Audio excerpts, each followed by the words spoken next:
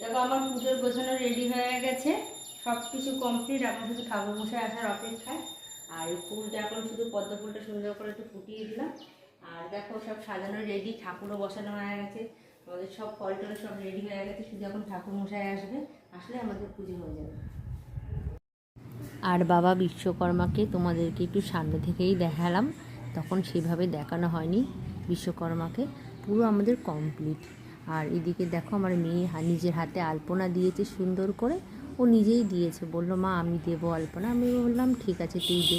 এদিকে নৈবেদ্য সাজানো হয়ে গেছে, খই মুরগি, এদিকে মিষ্টান্ন সব কিছু রেডি। আর এদিকে পঞ্চবইয়ের মধ্যে সাজানো হয়ে গেছে ফুল। আর দেখো এই গাড়ির চাবিগুলো সব এক জায়গায় রাখা হয়েছে, সবার চাবি এক জায়গায় রেখে দিয়েছি। আর মোটামুটি সব একদম কমপ্লিট। আর এদিকে আমার সিংহাসনে রাধাকৃষ্ণ, মা লক্ষ্মী, শিব ঠাকুর, সব ঠাকুরকে ভালো করে প্রসাদ দিয়ে গুছিয়ে আমি রেডি করে রেখেছি।